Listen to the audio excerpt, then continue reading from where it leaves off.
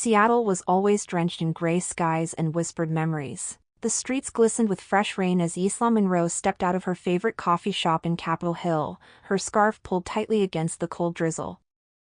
She balanced a book in one hand and her coffee in the other, already lost in a world far from the honking taxis and flashing neon signs. Then, without warning, she collided into someone. Her coffee cup tumbled to the ground, brown liquid splashing across her boots and coat. "I'm so sorry," a voice said. A voice that stopped her breath. She looked up. Time stuttered. Julian Cross. The man she hadn't seen in 6 years. The man who once made her believe in forever, and then vanished without a goodbye. For a few seconds, the noise of the street faded. She was no longer in 2025 but in 2019, standing in a train station in Portland, holding a bouquet he never showed up to see. The pain returned like a wave. Julian looked just the same, yet heavier, his eyes bore the weight of years. His dark brown hair was windswept, and he still wore that crooked smile that once unraveled her.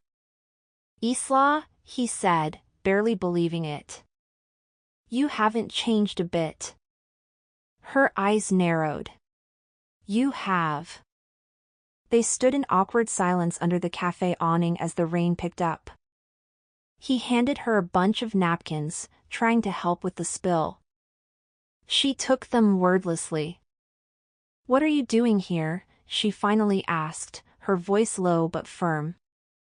Julian looked away. "Moved back in August. Got a teaching position, history department at the university." History. Ironic, she thought. He was part of hers. She nodded tightly, unsure whether to stay or flee. But a piece of her, stubborn and curious, stood its ground. "You still like French roast?" he asked quietly. Her lips pressed into a line. "You still disappear when things get hard?" He flinched. Julian stuffed his hands into his coat pockets. "I deserved that." "No, Julian," she replied. "You deserve so much more than a few sharp words. I spent months thinking you were dead, or worse, that I meant nothing. And now, 6 years later, you just bump into me like we're strangers?" "I wanted to call," he started. "But you didn't," she interrupted. And that silence said everything. They parted ways that day without closure. But the city wasn't finished with them. A week later, fate or coincidence led Isla to the university's archives department. She was restoring a collection of 19th-century love letters for the museum, and the university had partnered with her department. She walked into the seminar room and froze. Julian stood at the front, lecturing on the emotional weight of preserved history. Their eyes met. Neither spoke of that first encounter, but something had shifted. Every week she saw him.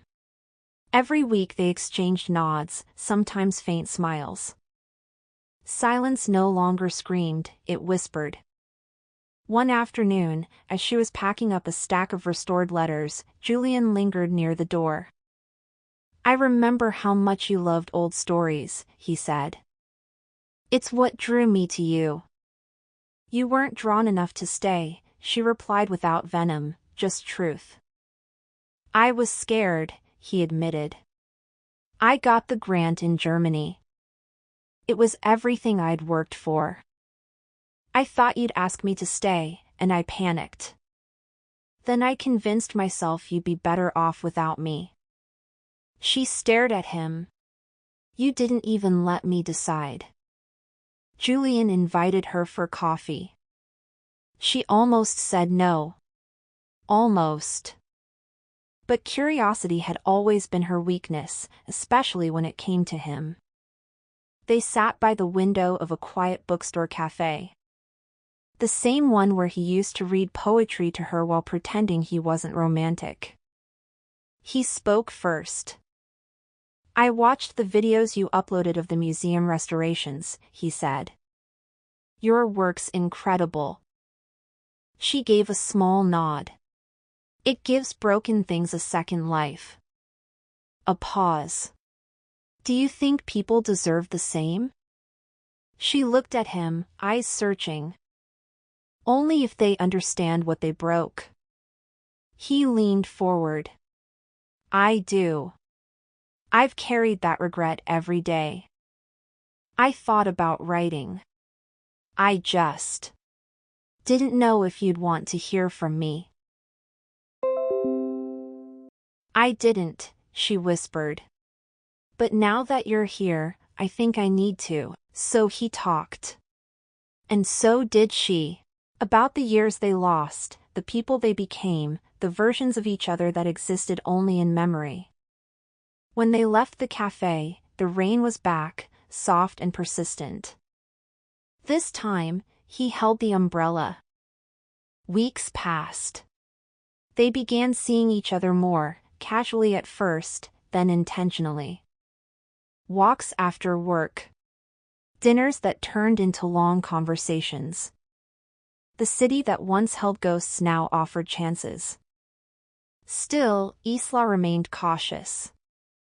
One evening, while sorting through a 1912 journal, she found an old line scribbled in pencil. Some hearts never forget where they were broken, but they still choose to love again. She read it over and over.